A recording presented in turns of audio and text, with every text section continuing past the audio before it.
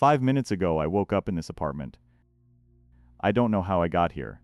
The room looks abandoned. The walls are peeling, the air smells like dust and mold, and the only light comes from a single bulb hanging from the ceiling.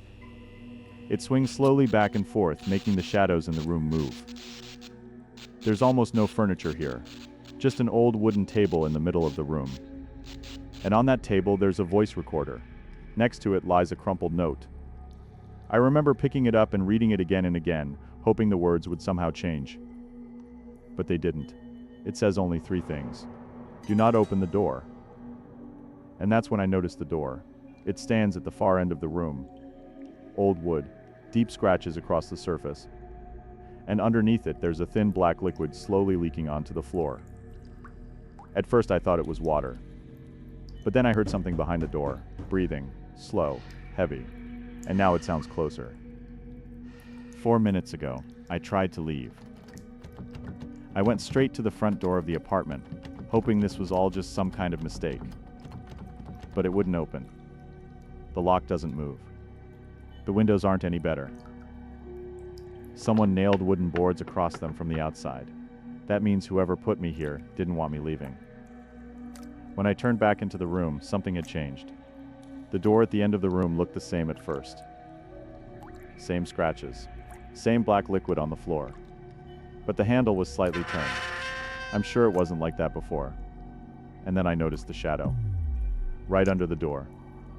It wasn't there earlier. At first it looked normal, like someone standing behind the door. But then it moved. Not like a person. Sometimes it stretches long and thin. Sometimes it grows wider, almost touching both sides of the frame. As if whatever is behind that door doesn't quite fit inside the room anymore. 3 minutes ago, the door cracked. The sound was quiet at first. Just a dry, splintering noise, like old wood slowly breaking apart. I thought the door might just fall open, but then I saw the crack.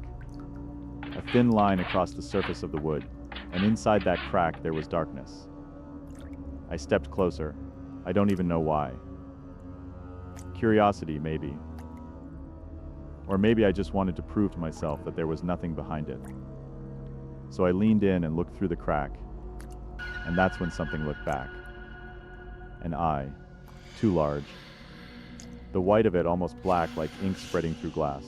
The pupil wide, impossibly wide. It didn't blink. It just stared at me, watching every movement. Studying me, like it was trying to understand something. And when I stepped back, the corner of that eye shifted. Almost like it was smiling. 2 minutes ago, I finally noticed something I should have seen earlier. Marks on the floor. Long scratches carved deep into the wood.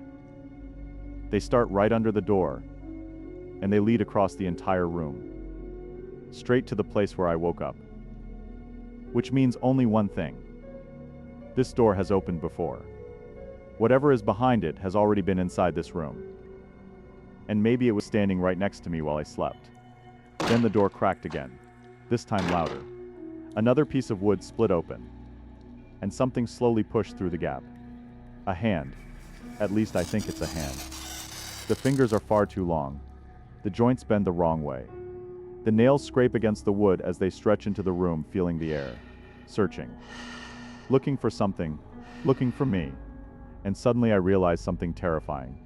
The note on the table wasn't a warning. It was a request.